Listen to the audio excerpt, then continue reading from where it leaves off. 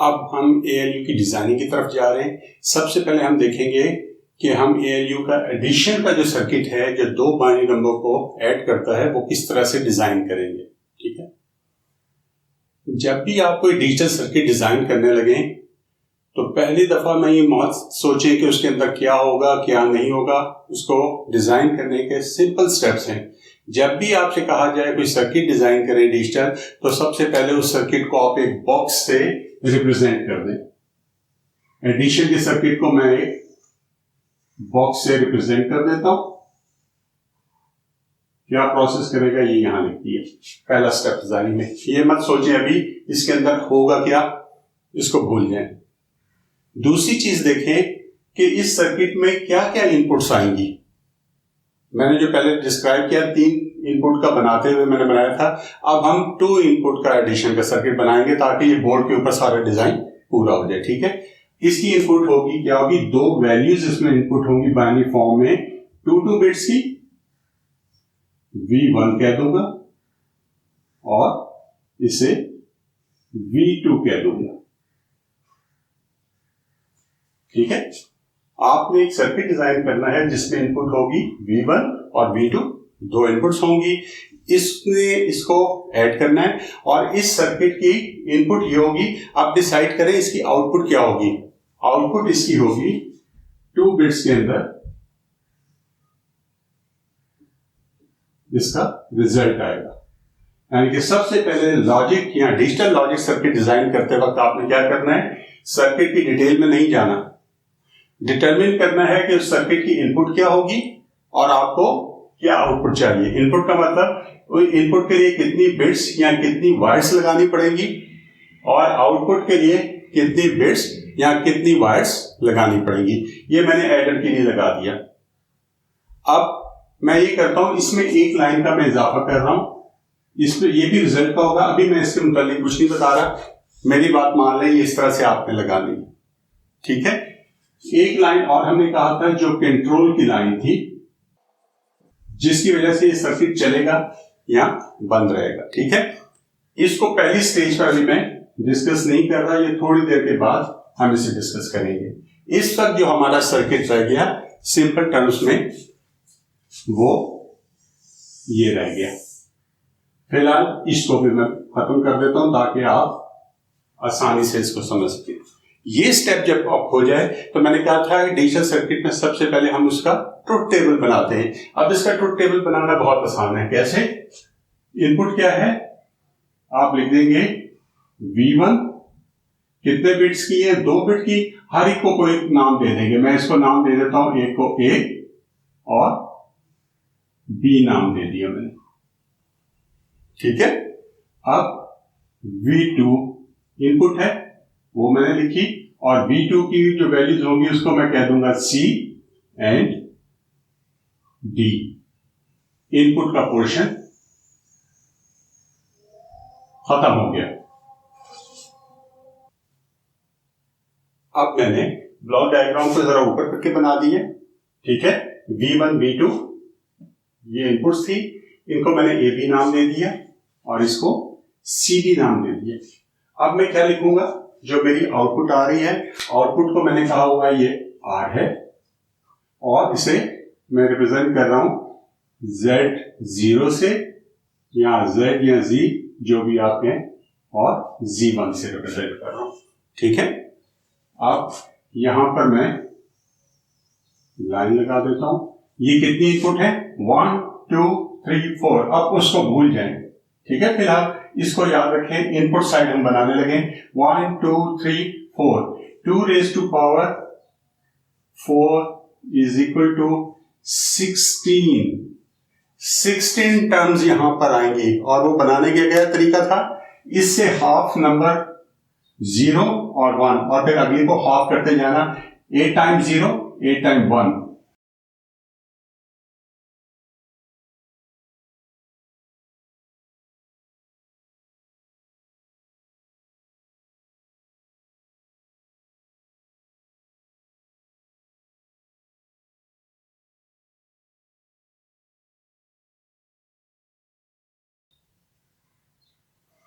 ठीक है, ये इनपुट साइड मैंने ट्रुथ टेबल की कंप्लीट कर दी।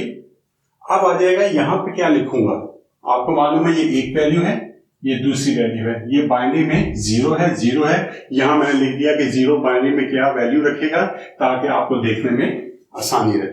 ठीक है, जीरो में जीरो ऐड किया जाए डेसिमल में, क्योंकि जीरो है तो जवाब क्या आएगा जीरो, और जीरो को बाइनरी में हम लिखते हैं जीरो एंड जीरो। जीरो में वन ऐड किया जाए, जीरो में वन ऐड किया, जवाब आएगा जीरो वन, वन आएगा। जब जीरो में ये टू ऐड किया, जवाब टू आएगा, वन एंड जीरो। इसको मैं यूं कर देता हूं, इसे Z1 कर देता हूं, इसे Z0 रखता हूं, वो आपको बाद में समझ आ जाएगी। ये है जीरो और ये थ्री, जीरो में थ्री ऐड किया, आंसर क्या आएगा थ्री आएगा। ठीक है, सिंपल मैथमेटिक्स में बाइनरी पढ़ने के बजाय डेसिमल देखता जा रहा हूं और काम कर रहा हूं। यहां पर क्या है, ये दोनों मिलके क्या बनते हैं, ये देखें जीरो वन, ये वन बन गया, ये जीरो बन गया वन, और जीरो का ऐड किया, जवाब वन आएगा। यहां पर वन है और ये भी वन है, वन और वन ऐड होंगे तो जवाब आएगा टू। ये टू बाइनरी में कैसे लिखते हैं, ये मैंने जीरो वन लिख दिया। ये तीसरी बिट को फिलहाल आप अभी कंसिडर ना करें, ये आपका जवाब है। ठीक है, ये साइड। अब यहां पर क्या है वन और यहां पर टू, वन और टू ऐड होंगे, जवाब आएगा थ्री। यहां पर है वन और यहां पर थ्री, अब जवाब क्या आएगा, जवाब अब आएगा फोर, और फोर बाइनरी में लिखा जाता है, दो बिट में नहीं आएगा, तीन बिट में आएगा। इसका मतलब है Z, ये दोनों जीरो होंगी और एक और बिट हमें चाहिए होगी, ये रिवर्स करके इससे लिखा जा रहा है। ठीक है, ये सबसे आखिर में जो एक्स्ट्रा बिट आगे मैंने यहां लिख दिया। अब ये एक्स्ट्रा बिट का चक्कर है, जब आप डेसिमल में ऐड कर रहे होते हैं, अगर आप टू और थ्री को ऐड करें, जवाब आ जाता है फाइव। लेकिन अगर आप सेवन और थ्री को ऐड करें, जवाब क्या आएगा जीरो, और वन जो होता है वो कैरी में चला जाता है, जिसको हम यहां लिख देते हैं, ना लिखे तो हमें पता होता है वन कैरी। ये वही कैरी है कि जब हमने दो नंबर ऐड किए, जवाब बड़ा हो गया, ये कैरी में चला गया, इसको हम रिप्रेजेंट करते हैं सी। यहां पर कैरी क्या था, सब जगहों पर जीरो था। ये सिंपल मैथमेटिक्स का असूल है कि जब मैंने इन दो को ऐड किया तो कैरी यहां पर क्या आया था जीरो। ये वो तीसरी बिट थी जो मैंने कहा था कि आप ऐड करेंगे, जिसको अब हम कह देते हैं सी कैरी। अब आपको इसका मतलब समझ आ जाना चाहिए कि तीसरी लाइन क्या थी, कि जवाब जो आएगा वो यहां लिखेंगे, अगर ओवरफ्लो हो गया, ज्यादा हो गया, कैरी बन गया, वो यहां लिखेंगे। अब यहां पर देखिए नंबर है, ये टू है, ये जीरो में ऐड किया, जवाब क्या आएगा वन, जीरो टू, और कैरी कुछ नहीं, जीरो। अब उसके बाद यहां पर टू है और वन को ऐड किया, थ्री आ जाएगा, कैरी जीरो। यहां पर टू है और टू को ऐड किया, जवाब फोर आ जाएगा। ये यानी कि यहां पर Z0 और Z1 जीरो जीरो आएंगे, और ओवरफ्लो के अंदर मैं लिख दूंगा वन। फिर उसके बाद नेक्स्ट लाइन पर जब मैं जाऊंगा, ये लाइन हो गई, यहां पर ये है टू और ये थ्री, टू और थ्री जब ऐड होंगे, जवाब आएगा फाइव। फाइव को लिखने का तरीका ये है, जीरो वन यहां पर आएगा, और जो ओवरफ्लो था ये वाला, ये यहां पर चला जाएगा। उसी तरह से अब ये लाइन होगी, इस पर आऊंगा, ये है थ्री और जीरो मिलेंगे, जवाब आएगा थ्री जीरो। अब उसके बाद ये लाइन थ्री और वन, फोर बनेंगे, फोर को हम लिखते हैं जीरो जीरो, और यहां पर वन। उसके बाद इस लाइन पर आऊंगा, ठीक है, ये लाइन है थ्री टू फाइव, फाइव को हमने पहले कैसे लिखा था, जीरो वन और ओवरफ्लो यहां पर, और आखिर में थ्री और थ्री सिक्स बन जाता है। सिक्स को लिखेंगे one one zero, one zero यहां आएगा और वन यहां चला जाएगा। यहां पर एक मैं चेक कर लूं, जीरो वन लिखा था ओवरफ्लो, ठीक है। ये आपका ट्रुथ टेबल बन गया। आपको ये प्रैक्टिस करनी है, दोबारा और समझने की कोशिश करनी है, और फिर अगर आप चाहें तो ये 3 बिट कर दें और उसके लिए टेबल बनाएं, उसमें 32 एंट्रीज आएंगी। लेकिन आपने इसी तरह का एक टेबल अपने पास हेल्प के लिए बना लेना है, और नंबर को यहां लिखना है और 2 बिट से ज्यादा जो नंबर होगा वो ओवरफ्लो या कैरी कहलाएगा, वो आपने यहां लिख देना। पहले हमने ब्लॉक डायग्राम से कंसेप्चुअल सर्किट बना लिया अपना कि इसमें इनपुट क्या होगी, आउटपुट क्या होगी। उसको फिर हमने इनपुट्स को लिखा इनपुट के कॉलम में और तमाम पॉसिबल कॉम्बिनेशन यहां पर हमने जनरेट कर लिए जो असल डेसिमल नंबर ही है, लेकिन इसको हम एक V1 कंसिडर करेंगे और इसको V2 हम कंसिडर करेंगे और ये हमारा R कंसिडर होगा और ये पोर्शन कैरी। अब यहां तक पहुंच गए तो आपको मालूम है कि यहां तक जब हम आ जाए तो हमें सर्किट बनाना इंतहाई आसान हो जाता है, तो इसमें सारी कॉम्प्लिकेशन अब खत्म हो चुकी हुई है।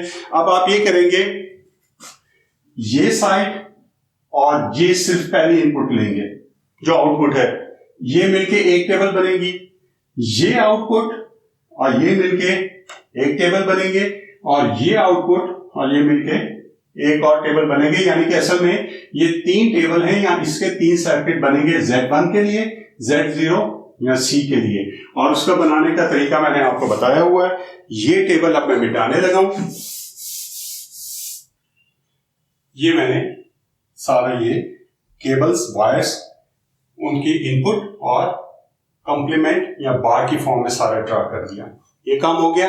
अब सबसे पहले मैं ये आउटपुट का कॉलम लूंगा और देखूंगा इसमें कितनी आउटपुट्स हैं, जो 1 है। ठीक है, 1 2 3 4 5 6 7 8 का मतलब आउट ऑफ 16 8 1 है और 8 0 है। दोनों बराबर हैं। मैं चाहे 0 की बेस पर बनाना चाहूं बना लूंगा, चाहे 1 की बेस पर बनाना चाहूं उस पर बना लूंगा। मैं क्योंकि 1 की बेस पर बनाता हूं पहले, क्योंकि ये 8 है, 1 2 3 4 5 6 7 8, तो 8 टाइम्स मैंने एंड गेट यहां लगाना है। ठीक है, अब मैं अपने काम को थोड़ा सा आसान करना चाहूंगा। मैं 8 गेट यहां नहीं बनाऊंगा, बल्कि मैं एबीसी के ए बी 4 इनपुट के, क्योंकि कॉलम कितने का है, 4 इनपुट का है, तो 4 इनपुट गेट की होगी। ये मैंने डॉट डाल दी और एक गेट में यहां पर और लगा दूंगा। लेकिन जब आप डिजाइन करेंगे तो आपने 8 एंड गेट लगाने हैं। ये सिर्फ इसलिए मैंने शॉर्ट किया ताकि ये सारी चीजें आपको ऑलरेडी मैं बहुत ज्यादा करवा चुका हूं।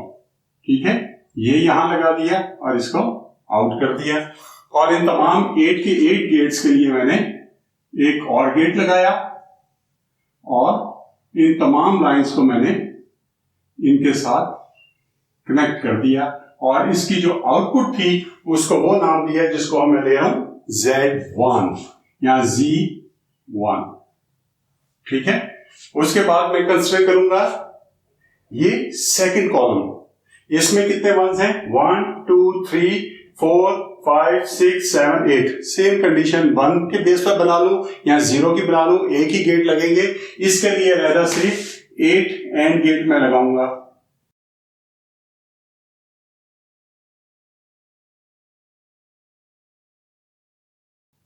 Z0 बन गया।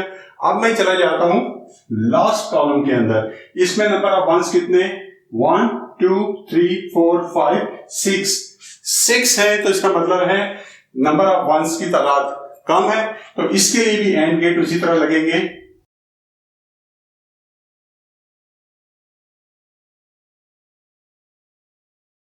इनको इस तरफ कनेक्ट करना आपको आता है। मैं एक को कनेक्ट कर देता हूं, किस वाले को, इस वाले को। 0 0 1 0।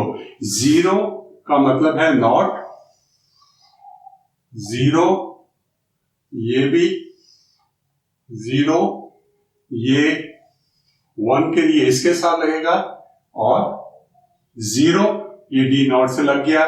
ये टर्म बन गई और इसको अगर मैंने लिखना हो तो इसको मैं लिखूंगा हर एक के लिए A B C D, और जो 0 होगी इनपुट उसे बार कर देंगे, बाकी को रहने देंगे। ये तमाम आपका ये सर्किट एडिशन का 2 जो इनपुट लेगा, ये देखें A B, यहां पर आप इनपुट देंगे A B। यहां पर मैंने ए नॉट लिखा हुआ, बनाते वक्त आप नाम भी लिखें तो ये भी आपके लिए बन जाएगा और सिंपल रहेगा। ये तमाम का तमाम जो सर्किट बनाएंगे, ये समझिए जिस तरह से मैं पहले बताता हूं, और आपने एक एडिशन का सर्किट बना लिया जिसके अंदर A B C D inputs हैं, A B C D inputs हैं और Z0 Z1 और C Z1 Z0 और C जो है उसकी आउटपुट्स हैं। ये तमाम सर्किट बनने के बाद ये गायब हो जाएगा और आप ये ब्लॉक डायग्राम की सूरत में अपने एडिशन के सर्किट को रिप्रेजेंट कर सकेंगे। ठीक है, बिल्कुल जिस तरह मैंने ये बनाया उसी तरह आप सब्ट्रैक्शन का सर्किट भी बनाएंगे। उसी ब्लॉक डायग्राम हो जाएगी इस फॉर्म के अंदर और इसी तरह से इसकी इनपुट बनेगी, इसी तरह से इसकी 3 निकलेगी आउटपुट्स। इसे V1, V2 और R कह देंगे। अभी फिलहाल मैं सब्ट्रैक्शन का नहीं बनाऊंगा सर्किट, बल्कि इसके बाद अब मैं बनाऊंगा कंपेयर जो वैल्यूज को करता है वो सर्किट बनाऊंगा। वो बनाने के बाद मैं आपको बताऊंगा कि यहां पर कंट्रोल लाइन कैसे आएगी। जब आपकी ये सर्किट एडिशन और कंपैरिजन बन गया तो समझे कि आपका एक छोटा सा ALU तैयार हो जाएगा और बाद में हम उसमें सब्ट्रैक्शन का सर्किट भी ऐड कर सकते हैं, मल्टीप्लिकेशन का और डिवीजन का, और हम देखेंगे कि उसके लिए आपका कंप्यूटर क्या ट्रिक इस्तेमाल करता है। तो अब हम चलते हैं कंपैरिजन के सर्किट की तरफ।